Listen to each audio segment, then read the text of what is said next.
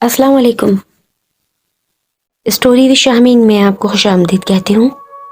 Please subscribe the channel and press the bell icon. शुक्रिया। बस शादी की थी। माइयों की तैयारी के साथ साथ आज हमें रस्म अदा करने भी जाना था। शाम तक माइयों की भाग दौड़ में लगने के बाद जैसे ही 8 बजे वैसे ही बस मैदान में आ खड़ी हुई। चलो भी चलो लड़कियों, चलो भी चलो लड़कियों, जल्दी जल्दी निकलो, हमें 9 बजे दुल्हन वालों के घर हर हाल में पहुंचना है। तमाम लड़कियां खूब बन सवर कर, पीले जोड़ों में मलबूस, अपने बालों में गेंदे के फूल सजाए हुए खिलखिलाती हुई बस की तरफ चल रही थीं। वहीं पर बड़े बूढ़ों की डांट डपट भी सुन रही थीं। लड़कियों दुपट्टा संभालो, सही से चलो। और वहीं पर कुछ सहेलियां हाथों में माइयों की थाल सजाए बस की तरफ हंसती हुई जा रही थीं। सजावल की आज माइयों थी जो कि मलीर जानी थी। सजावल जो था वो सेंट्रल कराची का रिहायशी था। फिर भी इनको निकलते निकलते 8 बज गए थे। अब मलीर तक का सफर। तमाम लड़कियां, लड़के, कजन्स आपस में पूरी बस में धमा चौकड़ी मचाकर रखे हुए थे कि एकदम बड़ी बूढ़ी उठी और चीखने चिल्लाने लगी, कुछ बूढ़ों का भी ख्याल कर लो। वहां पर कम ढोल ढपक्का करना है जो पूरी बस तुम लोगों ने आसमान पर उठा रखी है। मामी, बस तो पहियों पर चल रही है। पीछे से एक जोरदार आवाज आई, खामोश हो जाओ, कमबख्त, बहुत बोलते हो मुए तुम। मामी ने भी एक जोरदार आवाज कस दी। सब खामोश हो गए क्योंकि चाचा तारिक को गुस्सा जो आ गया था। तकरीबन 1.5 घंटे बाद बस मलेर पहुंची। माइयों अटेंड की, बहुत अच्छी माइयों रही। ये थी सजावल की मंगेतर शाजिया। दोनों की शादी बरादरी से बाहर ही हो रही थी। पसंद समझ लीजिए। मेरा नाम अली है। मैं सजावल का बहुत गहरा दोस्त था। मैं बस में सवार ज्यादा लोगों को तो नहीं जानता था, लेकिन चाचा तारिक से मेरी बहुत अच्छी दुआ सलाम हो गई थी। चाचा तारिक सजावल के वालिद शरीफ थे। माइयों जैसे तैसे बहुत अच्छी हुई। वापसी पर हमको 1:45 बज गया था। ये दिसंबर की एक सर्द रात की माइयों थी। कराची वाले न जाने क्यों सर्दियों में बड़े शौक से शादियां करते हैं। खैर चलो, हम तो एंजॉय करने आए थे और क्या चाहिए था।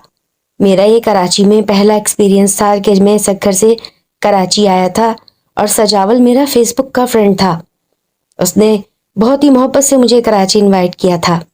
हमारे कोई रिश्तेदार भी कराची में न थे। मैं सजावल के घर ही ठहरा था। आपको नाम सुनकर खासा ताज्जुब हो रहा होगा कि सजावल और मैं अली और सजावल कराची का, तो ये भी एक सिंधी घराने से बिलोंग करता था और मैं भी। लेकिन ये शुरू से ही कराची में रिहाइश पजीर थे और मैं सक्खर में। खैर चलो, ये तो हुआ छोटा सा तारुफ। रात का 1:45 बज रहा था और बस में फुल वॉल्यूम गाने चल रहे थे। मुझे एकदम से हाजत पेश आई। सर्दियों में अक्सर ऐसा होता है क्योंकि मैंने 3-4 कोल्ड ड्रिंक्स जो चढ़ा ली थी, अब बर्दाश्त से बाहर हो गया था। मैं आहिस्ता उठा और चचा तारिक के पास खड़ा हुआ। चचा तारिक उनके कान के पास आकर अपना मसला पेश किया। चचा तारिक हंस पड़े, कहने लगे, लो मियां, तुम्हें भी अभी ही। मैं बड़ा शर्मिंदा हुआ, लेकिन खैर। चचा ने ड्राइवर से कहा, थोड़ी देर बस रोको। सन्नाटे भरा रोड था, हू का आलम था। मैं बड़ा शर्मा हुजूरी के साथ बस से नीचे उतरा। میرے ساتھ 2-3 لڑکے اور بھی گیٹ پر آن کھڑے ہوئے۔ کدھر جاؤں مجھے تو پتا بھی نہیں، یہیں کہیں دیکھ لو کوئی جگہ۔ میں بس سے خاصا آگے آ گیا تھا۔ میں تھوڑا جھاڑیوں کے اندر جانے لگا۔ میں نے جب غور سے آنکھیں پھاڑی تو وہ شاید قبرستان تھا۔ اب میں تھوڑا پریشان ہو گیا، چاروں طرف پھٹی پھٹی نظروں سے دیکھنے لگا کہ اب کیا کروں۔ مجھے وہ جگہ مناسب نہ لگی۔ میں تھوڑا پیچھے ہٹا اور سامنے روڈ پار کر کے جانے لگا۔ بس خاصی پیچھے رہ گئی تھی۔ میں نے جیسے ہی روڈ پار کیا، تھوڑا اندر کی طرف، وہاں سے جیسے ہی میں فری ہو کر واپس روڈ کراس کر کے اسی جانب سے آگے بڑھنے لگا تو مجھے ایسا لگا کوئی بچہ رویا ہے۔ پہلے تو میں نے اسے اپنا وہم جانا تھا، لیکن حقیقت میں وہ بچہ زاروں قطار رو رہا تھا۔ حیرت کی بات تو یہ تھی کہ میں بس سے اتر کے اتنا آگے چلا آیا شرما حضوری میں کہ نہیں، مجھے ویسے ہی اتنی شرم آ رہی تھی، اور اب یہ قبرستان، پھر میں نے روڈ پار بھی کیا۔ جب تک تو کوئی بچے کی آواز نہ تھی، اب یہ کون رو رہا ہے؟ ایک طرف ذہن تھا کہ جا کے دیکھوں شاید کوئی رکھ کے تو نہیں بھاگ گیا، جیسا کہ ہوتا ہے کہ آدھی رات کے سناٹے میں لوگ اپنے کالے کارنامے ایسی صورت چھوڑ کر بھاگ جایا کرتے ہیں۔ مجھے غصہ تھا۔ میں آہستہ آہستہ اس آواز کے جانب جانے لگا جو کہ بڑے سے درخت کے پیچھے سے آ رہی تھی۔ کون ہے وہاں؟ یہ بچہ کس کا ہے؟ میں بہت غصے میں تھا، کیونکہ میرے دماغ میں جو بات چل رہی تھی وہ یہی تھی کہ یہ کسی کا کالا کارنامہ ہو سکتا ہے۔ میں تیزی سے اس درخت کے جیسے ہی پیچھے گیا، وہ اچانک سے آواز خاموش ہو گئی۔ میں ایک دم سناٹے میں سے آ گیا۔ دور سے چچا طارق کی آواز آئی، علی بیٹا کتنی دیر لگے گی؟ آیا چچا طارق، میں نے بھرپور آواز لگائی، شاید کہ ان کے کانوں تک پہنچ جائے۔ میں نے درخت کے چاروں طرف دیکھا، ایک قبر تھی درخت کے جائیں جانب، اس پہ ایک بڑا سا کتبہ تھا۔ یکدم آواز مجھے پھر دوبارہ اس قبر کے کتبے کے پیچھے سے آئی۔ میں نے گلا کھنکارا، دونوں ہاتھ جیب میں ڈالے اور آہستہ آہستہ اس جانب بڑھنے لگا۔ ایک تو میں ناپاک ہو چکا تھا، لیکن مجھے اس بات کی بھی خاصی شرمندگی تھی۔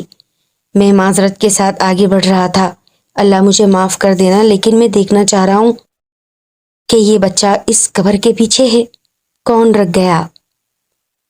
میں آگے بڑھا، لیکن اس قبر کے پیچھے کوئی نہ تھا۔ کون مذاق کر رہا ہے میرے ساتھ؟ میں ایک دم آہستہ آہستہ قدموں سے پیچھے ہونے لگا۔ یکدم دوبارہ مجھے اس قبر کے کتبے کے پیچھے سے اسی بچے کے رونے کی آواز آئی۔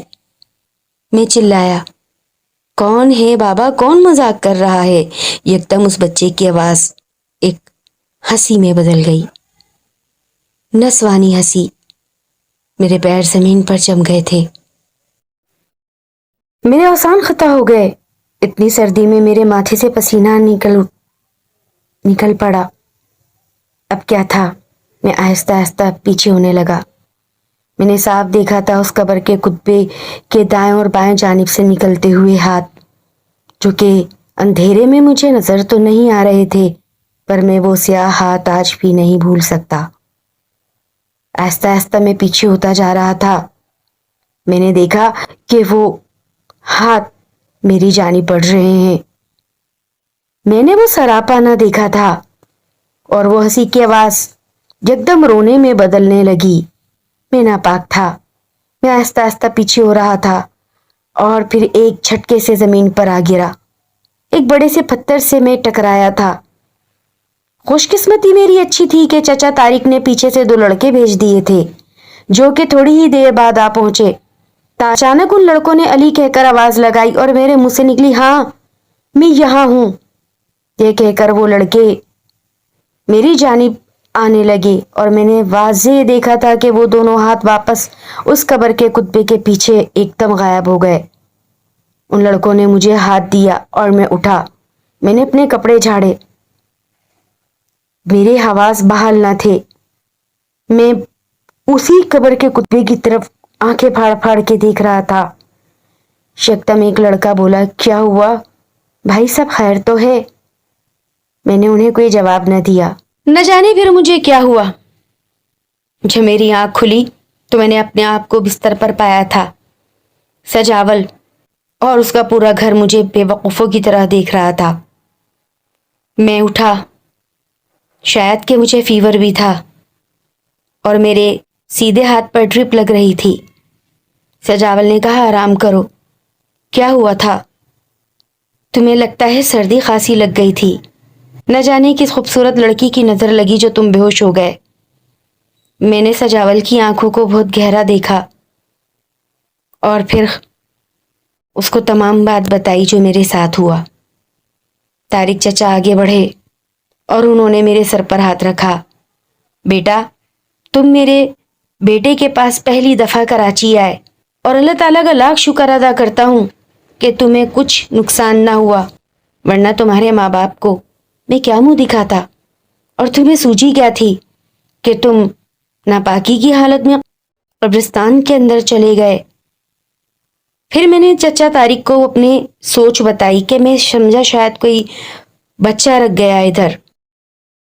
تب چچا طارق نے کہا, بیٹا آدھی رات کو دونوں باتیں ہو سکتی تھیں. کوئی بچہ بھی رکھ کے بھاگ سکتا تھا اور کوئی ایسی مخلوق بھی جو کہ تمہیں ناپاکی کی صورت میں نقصان پہنچاتی. خیر چلو, جو ہوا اچھا ہوا. میرے دل میں ایک دم سے گھبراہٹ ہوئی. میں نے دونوں لڑکے بھیجے اور اللہ کا شکر ہے کہ اللہ نے تمہاری حفاظت کی. یہ تمام حفاظت ماں کی دعاؤں کی ذریعے ہے بیٹا. جب اولاد باہر نکلتی ہے نا تو ماں بہت دعا کرتی ہے, باپ بھی کرتا ہے, اور شکر ہے کہ تم خیر و عافیت کے ساتھ ہو. آئندہ کبھی قبرستان میں ناپاکی کی حالت میں رخ نہ کرنا.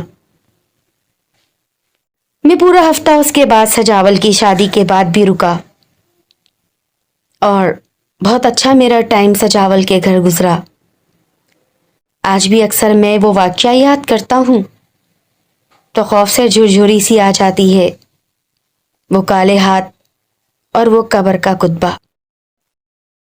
Listeners, I hope that you will like this story.